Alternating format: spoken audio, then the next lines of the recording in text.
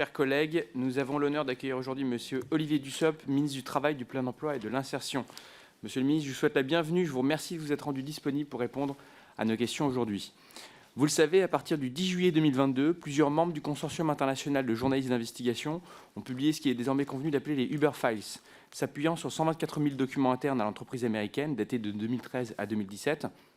Cette enquête a dénoncé les méthodes de lobbying de la société Uber pour implanter en France, comme dans de nombreux pays, des véhicules de transport avec chauffeur, des VTC, venant concurrencer le secteur traditionnel du transport public particulier de personnes réservé jusqu'alors aux taxis. Dans ce contexte, notre commission d'enquête a deux objets. D'une part, identifier l'ensemble des actions de lobbying menées par Uber pour pouvoir s'implanter en France, le rôle des décideurs publics de l'époque et émettre des recommandations sur l'encadrement des relations entre décideurs publics et représentants d'intérêts. D'autre part, pour ambition d'évaluer les conséquences économiques, sociales, environnementales du développement du modèle Uber en France, l'ubérisation, et les réponses apportées et à apporter par les décideurs publics en la matière. Dans ce cadre, nous avons beaucoup travaillé sur les nouvelles formes de travail issues du développement des plateformes numériques à travers la mise en avant du statut d'indépendant, lequel est parfois dévoyé car les relations entre certaines plateformes et leurs travailleurs s'apparentent parfois à du salariat déguisé, donnant lieu à des requalifications par le juge, comme l'ont rappelé les représentants de la Cour de cassation que nous avons pu auditionner. Plusieurs plateformes ont été par ailleurs pénalement sanctionnées pour travail illégal grâce au travail de l'inspection du travail, dont les effectifs ont été récemment renforcés, comme nous l'ont rappelé le directeur général du travail et son adjointe au cours de nos auditions. La question du dialogue social et celle du renforcement du droit des travailleurs des plateformes ont également émergé comme des sujets majeurs. Nous avons pu constater au travers de nos nombreuses auditions, plus d'une centaine, qu'à la suite des propositions de Jean-Yves Frouin et de la task force Medpling, le gouvernement a engagé une réforme inédite à travers la création de l'autorité des relations sociales et des plateformes d'emploi, l'ARP, des premiers accords sur les tarifs minimums, des courses VTC et des livreurs, de même que les modalités de rupture du lien commercial entre plateformes et livreurs et l'agenda social 2023 ont pu ainsi être négociés et signés. Nous avons également abordé la question centrale du management algorithmique instauré par les plateformes numériques, la compatibilité des algorithmes avec le RGPD, leur manque de transparence pour les utilisateurs, ainsi que les risques et conséquences de la collecte massive de données par des entreprises telles qu'Uber. En tant que ministre du Travail, du Plein Emploi, de l'Insertion, évidemment, ces sujets vous préoccupent autant que notre commission d'enquête. C'est pourquoi il nous a semblé indispensable de vous auditionner pour connaître votre vision, votre action, celle du gouvernement, sur les conséquences du développement des plateformes numériques sur le travail en France. Nous aurons de nombreuses questions à vous poser ce matin, à commencer par les suivantes. L'État considère-t-il avoir les moyens de pouvoir contrôler, encadrer l'impact de l'ubérisation sur l'organisation du travail et les conditions de travail des travailleurs des plateformes numériques? La création de l'autorité des relations sociales de plateforme, l'ARP, créée le 21 avril 2021, est-elle adaptée aux enjeux dont nous parlons, alors que son champ d'intervention est limité aujourd'hui à certaines plateformes de mobilité? La négociation en cours sur le projet de directive européenne relative à l'amélioration des conditions de travail via les plateformes peut-elle être une opportunité pour réguler davantage les relations de travail au sein de l'ensemble des plateformes au bénéfice des travailleurs, tout en assurant les conditions de l'innovation, d'une concurrence saine et non faussée et de la création d'emplois? Dans l'affirmative, pouvez-vous nous préciser quelle est la position du gouvernement français sur les propositions de la Commission européenne relatives à la présomption de salariat? Nous aurons bien sûr d'autres questions à vous poser avec mes collègues, mais je vous propose d'entamer notre discussion à ce stade. Je rappelle que cette audition est ouverte à la presse, qu'elle est retransmise en direct sur le site de l'Assemblée nationale. Et avant de vous laisser la parole, Monsieur le Ministre, je vous rappelle que l'article 6 de l'ordonnance du 17 novembre 1958, relative au fonctionnement des assemblées parlementaires, impose aux personnes auditionnées par une commission d'enquête de prêter serment de dire la vérité, toute la vérité, rien que la vérité. Je vais donc vous inviter à activer votre micro, lever la main droite et dire « je le jure ». Je le jure. Merci, Monsieur le Ministre. Je vous laisse la parole. Pardon. Merci, Monsieur le Président, Madame la rapporteure, Mesdames et Messieurs les députés. Quelques mots d'abord pour vous dire que, bien évidemment, je réponds bien volontiers à la fois à votre convocation et aux questions que vous aurez à poser concernant les sujets que vous avez abordés. Peut-être qu'avant d'apporter des éléments de réponse aux séries de questions que vous avez, aux séries de sujets que vous avez évoqués, Monsieur le Président, me permettrez-vous de faire une remarque préalable? Vous avez dit que votre commission avait deux sujets et que le premier des sujets était les conditions dans lesquelles la société Uber s'était implantée en France entre 2012 et 2016. Cela m'amène à apporter d'emblée quelques précisions. D'abord pour rappeler qu'au moment de cette implantation et de ce travail d'implantation, je n'étais pas membre du gouvernement, que pour ce qui me concerne et dans les fonctions qui sont les miennes aujourd'hui, j'ai été nommé il y a un an, à 2 jours près, et à un moment donc où Uber était parfaitement implanté si on peut se permettre cette appréciation qualitative. Les administrations de mon ministère et de mon cabinet ont, dans le cadre normal de leur travail, tant sous ma responsabilité que sous celle de mes prédécesseurs, rencontré des représentants des plateformes, dont des représentants d'Uber, mais pas seulement. Pour ce qui me concerne, à titre personnel, je n'ai jamais eu, à ce ministère ou ailleurs, de contact direct avec l'entreprise Uber. J'aurais pu en avoir d'ailleurs, car le ministère, comme ceux que j'ai occupés précédemment, mène plusieurs sujets, plusieurs chantiers qui auraient pu concerner les plateformes et nécessiter de telles rencontres, considérant que ces rencontres sont aussi l'occasion de mener des politiques publiques plus fonctionnelles, plus pertinentes, et non pas déconnectées des réalités économiques et sociales. Je le dis parce que je considère que avoir ou ne pas avoir rencontré la société Uber ou d'autres sociétés de plateforme ne relève pas d'une évaluation, d'une appréciation positive ou négative. Ça s'inscrit dans un cadre normal. Pour ce qui me concerne, les mesures que j'ai conduites et les réformes que j'ai conduites rue de Grenelle depuis ma nomination n'ont pas nécessité, n'ont pas justifié, n'ont pas amené de rencontres de ce type-là. J'ai écouté, Monsieur le Président, les sujets que vous avez listés et j'ai pris connaissance des travaux de votre commission avant de me rendre devant vous aujourd'hui. Et j'espère pouvoir apporter des éléments de réponse en articulant mon propos autour de 3 points. Le premier concerne l'encadrement de l'activité des plateformes et la position du ministère du Travail à ce sujet. Le deuxième concerne le positionnement du système d'inspection du travail par rapport au travail de plateforme et aux sociétés concernées. Et enfin, le troisième concerne les relations qui peuvent être entretenues par le ministère, que ce soit au niveau des cabinets ou des services, avec les sociétés de plateforme. Pour ce qui concerne le premier point et l'encadrement de l'activité des plateformes, il y a 4 aspects qui me semblent devoir être soulignés. La loi d'abord, telle qu'elle est prévue, le dialogue social tel qu'il est organisé, la jurisprudence telle qu'on la connaît et le droit de l'Union européenne tel qu'il se construit. Pour ce qui concerne la structuration par le cadre normatif, je dois rappeler que depuis 2016, face au développement rapide et non régulé des plateformes, les gouvernements ont successivement et progressivement construit un socle de droits pour les travailleurs de plateforme. La loi du 8 août 2016 relative au travail, la modernisation du dialogue social et à la sécurisation des parcours, a posé une première pierre en créant une responsabilité sociale des plateformes à l'égard des travailleurs recourant à leurs services. Et l'établissement de cette responsabilité part du principe que ces travailleurs, bien qu'indépendants, dépendent pour partie des conditions d'activité fixées unilatéralement par la plateforme, qui déterminent par exemple les caractéristiques ou le prix des prestations, ainsi que le bien fourni par le travailleur. Il y a donc une certaine responsabilité des plateformes à l'égard des travailleurs concernés. Et cette responsabilité sociale s'exerce par la prise en charge des cotisations d'assurance volontaire contre le risque d'accident du travail, par la contribution formation professionnelle et par des frais d'accompagnement à la validation des acquis de l'expérience.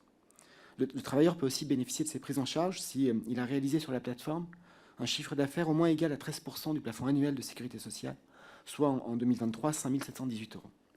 La loi dite El Khomri a aussi instauré l'équivalent d'un droit de grève pour les travailleurs indépendants ayant recours à une plateforme, ainsi que la liberté de constituer une organisation syndicale et d'y adhérer.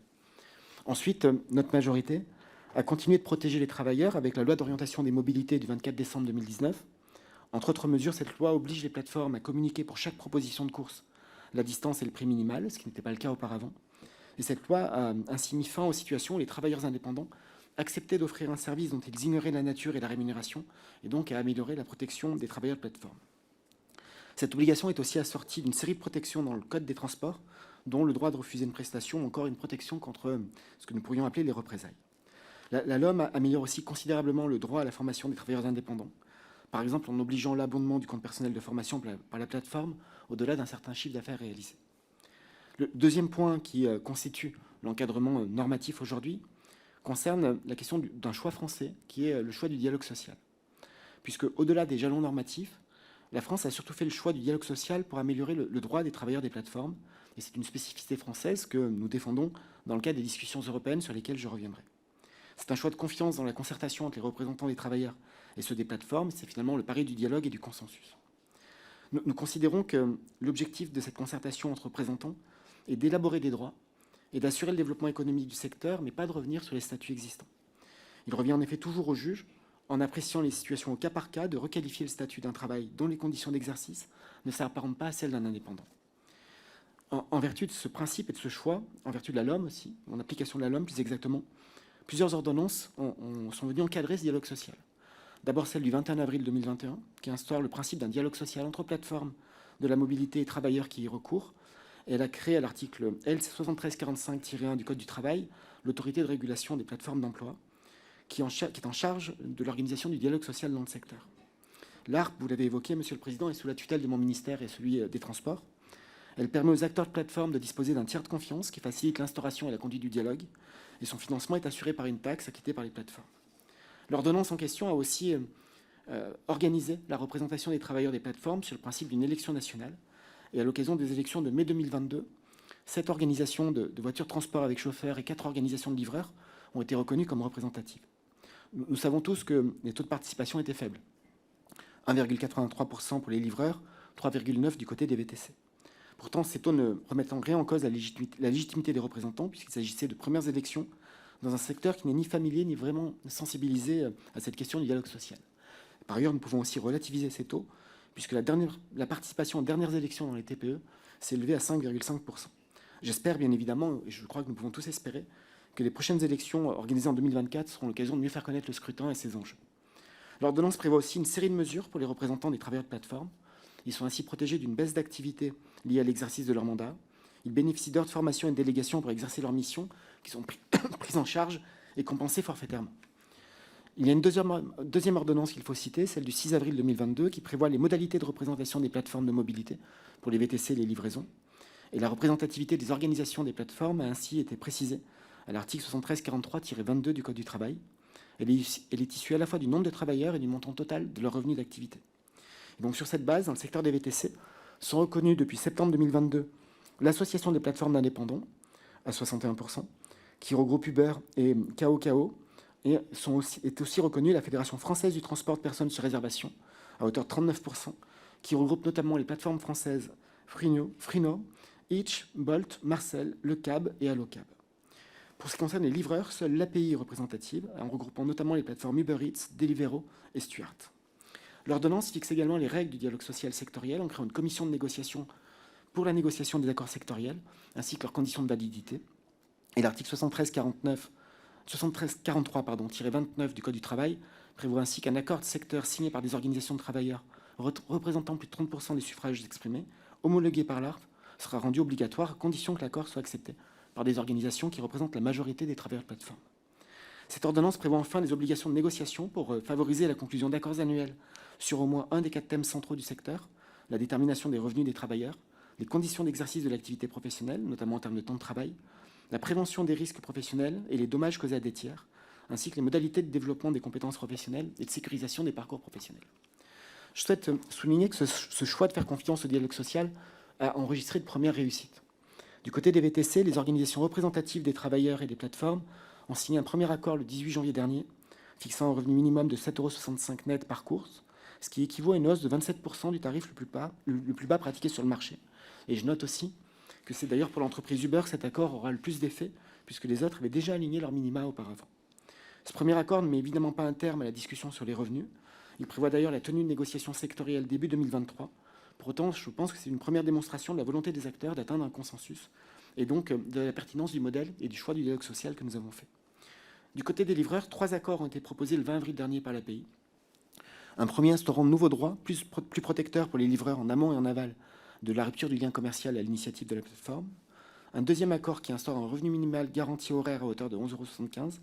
Un dernier accord allouant des ressources supplémentaires aux représentants des travailleurs indépendants.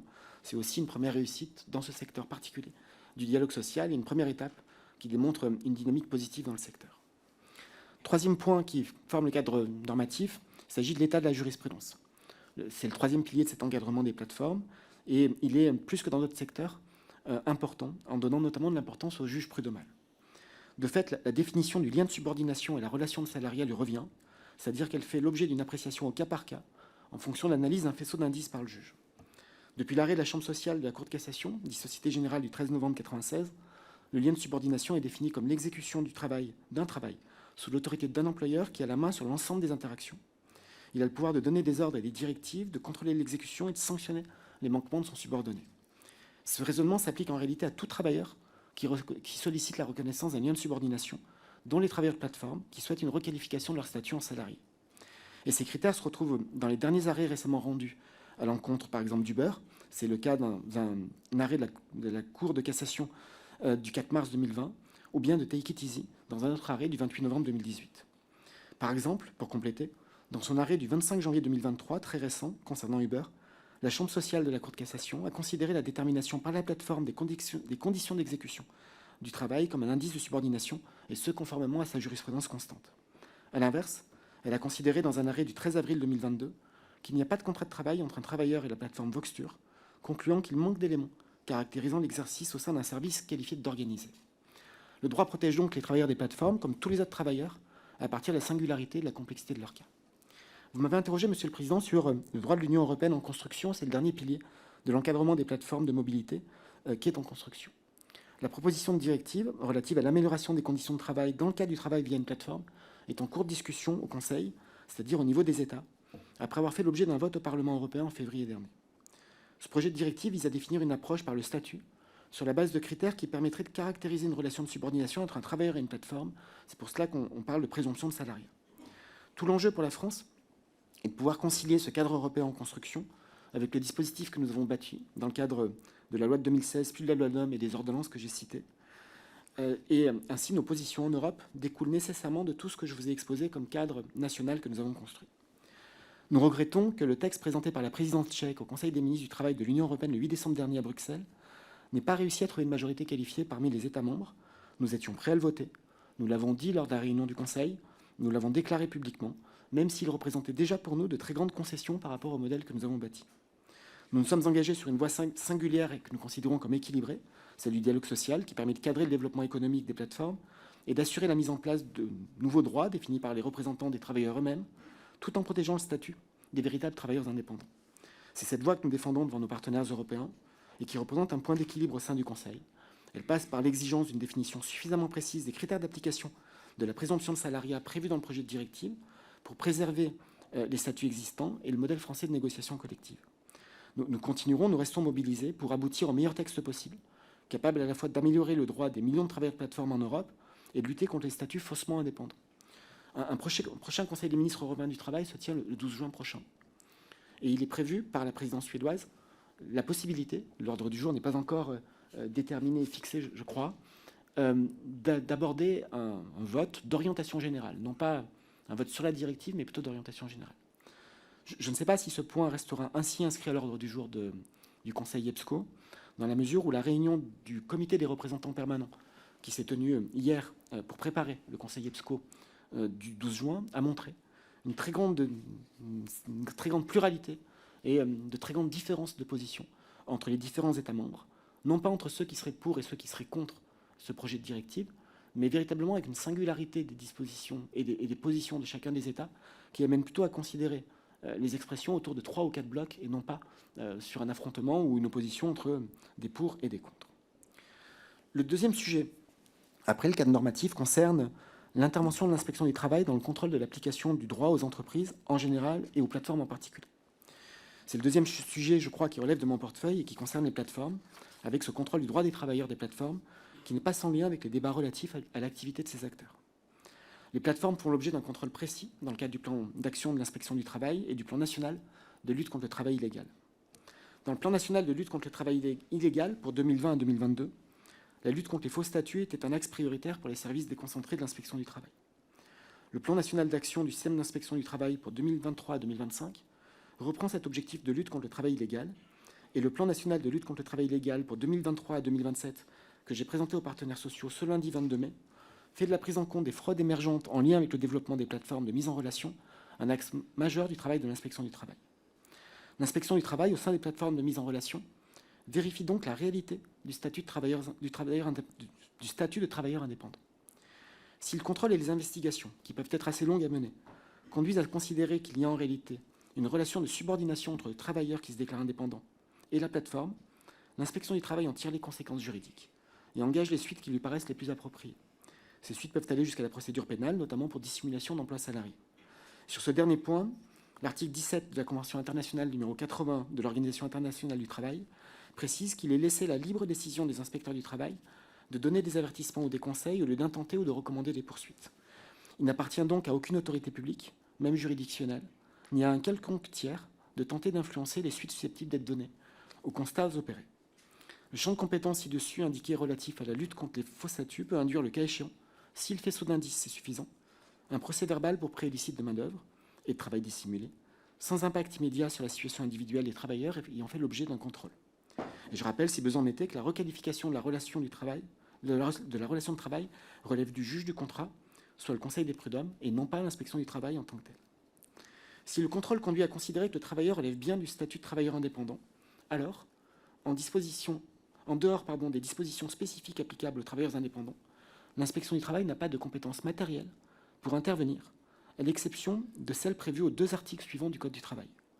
L'article L. 4535-1 relatif au sujet de la coordination des interventions sur les chantiers de BTP en matière de santé et sécurité au travail, et l'article L. 7341-1 et ses suivants, qui concerne les droits des travailleurs utilisant une plateforme de mise en relation par voie électronique, et dont j'ai rappelé le contenu il y a quelques minutes. L'intervention de l'inspection est donc centrée sur le contrôle de la réalité du statut invoqué par le travailleur et la plateforme. Pour ce qui concerne les contrôles, plusieurs contrôles d'envergure ont eu lieu directement pour des plateformes.